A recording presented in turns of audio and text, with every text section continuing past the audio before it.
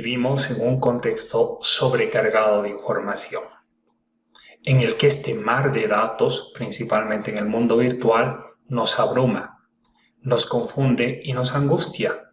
Y es precisamente por ello que debemos desarrollar algunas herramientas que nos permitan separar la paja del trigo, identificar en ese mar de datos aquella información que nos sea en primer término útil, que sea veraz y finalmente oportuna.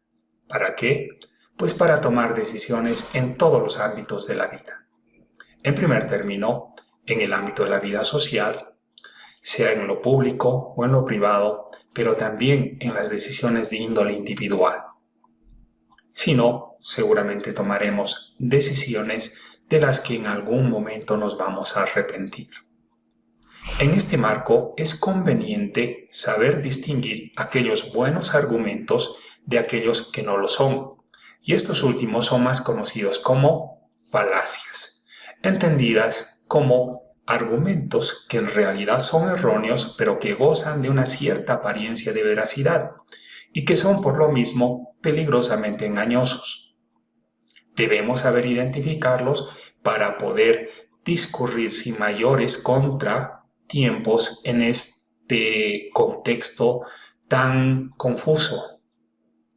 Las falacias pueden presentarse en el ámbito de lo formal, es decir, falacias formales que son posibles centralmente en argumentos de carácter deductivo, con una estructura lógica, como dijimos, en apariencia correcta, pero con ciertos errores inferenciales que pueden llegar incluso a invalidarla. En el examen de una falacia formal nos centramos en la idea de validez, es decir, en la construcción correcta, lógicamente correcta, ad intra de un argumento, una coherencia interna lógicamente desarrollada.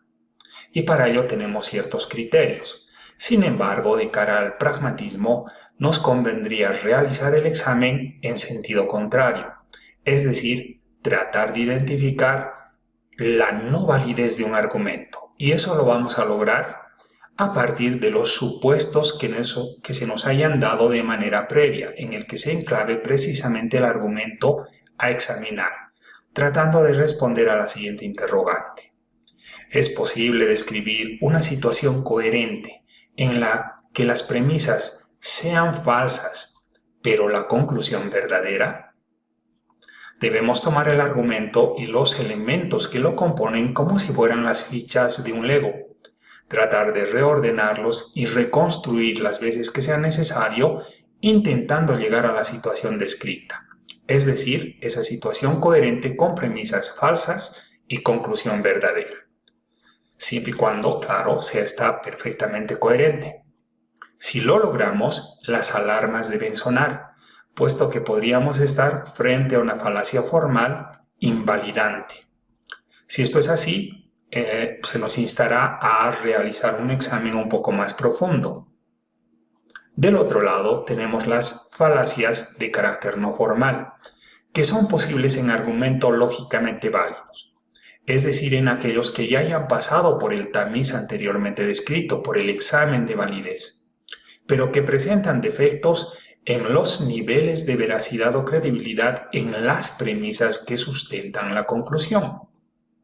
Entonces, nos centraremos en el concepto de solidez, con algunos criterios para el examen, destacando el que ya hemos dicho, esos niveles de veracidad en las premisas, pero además la relevancia, vale decir, la importancia de las mismas y la pertinencia que tengan con el caso concreto.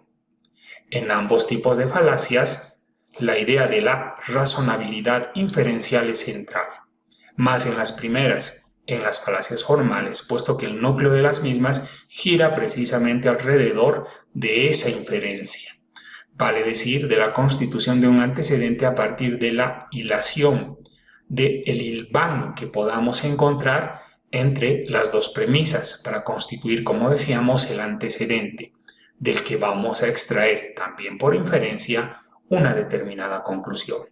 Del otro lado, en las falacias no formales, no sería posible tomar como correcta una inferencia, por muy lógica que sea, si es que deviene de unas premisas falsas, que evidentemente las van a afectar. De cara al objetivo de la presentación, nos vamos a concentrar ahora en las falacias formales. Y estas son centralmente dos. Primero, la negación arbitraria del antecedente. Es decir, hacer que en la conclusión se desarrolle una afirmación inversa a la que se plantea en el antecedente, principalmente en la premisa mayor o normativa. Veamos algunos ejemplos. Ejemplo 1. Si papá y mamá están en casa, tenemos que comportarnos correctamente, lo cual es perfectamente razonable. Eso como premisa mayor, como premisa normativa, en la que intentaremos subsumir la segunda premisa o premisa menor, que señala que en este caso, ahora mismo, papá y mamá no están en casa. Por lo tanto, concluimos arbitrariamente que podemos comportarnos de forma incorrecta libremente, lo que no es en realidad aceptable, puesto que la premisa general, la premisa normativa, en realidad es en primer término condicional o está sujeta a una condición, y en segundo término, en esencia, lo que nos está señalando que debemos comportarnos correctamente siempre, y más aún cuando papá y mamá estén en casa, puesto que ellos ejercen la autoridad y podrían perfectamente disciplinarnos. Pero no, lo que hemos hecho aquí es precisamente lo inverso. Es decir, se nos dijo que nos comportásemos correctamente y al contrario, hemos hilado un argumento en apariencia correcto que nos permite comportarnos de manera inapropiada. ¿Se ha entendido, verdad? Si no, tenemos un ejemplo más. Cuando nieva, tenemos que conducir con precaución. Claro que sí. Yo diría con mayor precaución aún, puesto que la nieve torna resbaladizo el pavimento. Por consiguiente, esto es perfectamente aceptable. Esto como premisa general, como premisa mayor, en la que intentaremos subsumir la premisa menor, que es la que está ocurriendo ahora, pues ahora mismo no está nevando. De ello llegamos a concluir arbitrariamente que entonces podríamos perfectamente conducir sin precaución alguna. Es decir, todo lo contrario de lo que en realidad nos señala la premisa mayor. Llegamos a una conclusión errónea, ¿no es cierto? O estamos incurriendo en una falacia formal de negación arbitraria del antecedente. Cuando se nos presente algún argumento similar a estos, la alarma debe sonar, es decir, debemos dudar. Por consiguiente, realizar un examen en mayor profundidad. Además, con mayor intensidad si se trata de algún asunto relevante que podría representarnos algún tipo de inconveniente. La segunda falacia formal más común es la referida a la afirmación arbitraria del consecuente. Aquí hablamos centralmente de cadenas de causalidad, ¿no? Es decir, que llegamos a conclusiones como consecuencia de unas premisas demasiado aceleradas, acríticas, apresuradas, que por supuesto son erróneas, aunque en apariencia simulen una cadena, como decíamos, de causalidad perfecta y además directa. Estos ejemplos nos van a servir para clarificarla. Primero, la pérdida del olfato es síntoma de la COVID. Claro que sí, esta es una premisa mayor, normativa. Evidentemente, uno de los síntomas de la COVID puede ser condicional la pérdida del sentido del olfato, aunque no siempre se presenta, ¿verdad? ¿Qué ocurre en el caso concreto? ¿Qué nos está pasando ahora? Pues ocurre que evidentemente he perdido el sentido del olfato. Aceleradamente, de forma apresurada, creo por esa hilación erróneamente causal que tengo COVID.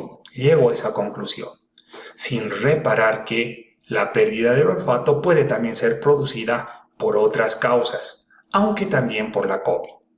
He obviado el hecho de que la premisa general, la premisa mayor, parte del antecedente, es también sujeta a ciertas condiciones, no es definitiva. Pasemos a otro ejemplo. Si el automóvil se descompone, Juan tiene dificultades para movilizarse.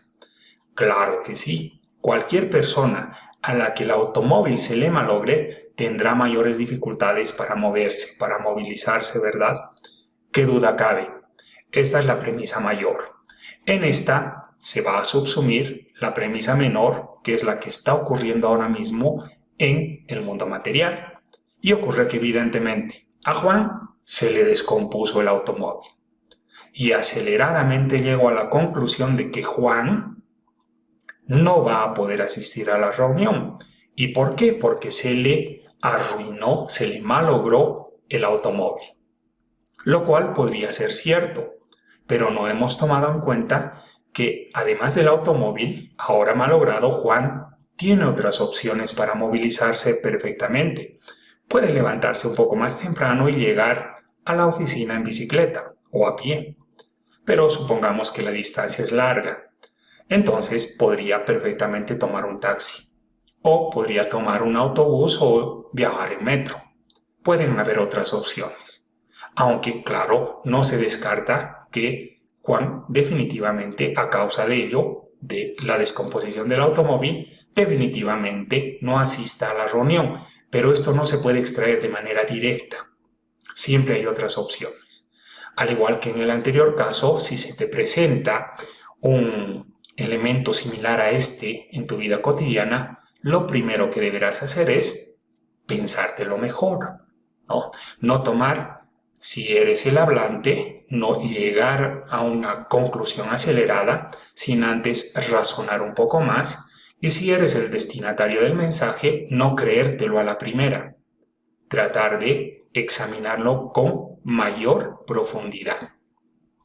Como pueden ver, no se trata de mecanismos automáticos o matemáticos o fórmulas que directamente nos van a permitir identificar este tipo de falacias y actuar en consecuencia, pero sí nos dan algunas pautas para poder identificarlas, para poder conocer en más profundidad la posibilidad de que ocurran y cómo éstas nos pueden llevar a errores, con ello a malas decisiones y hacer de nuestra vida un poco peor. El pensamiento crítico, razonar permanentemente serán siempre herramientas valiosas.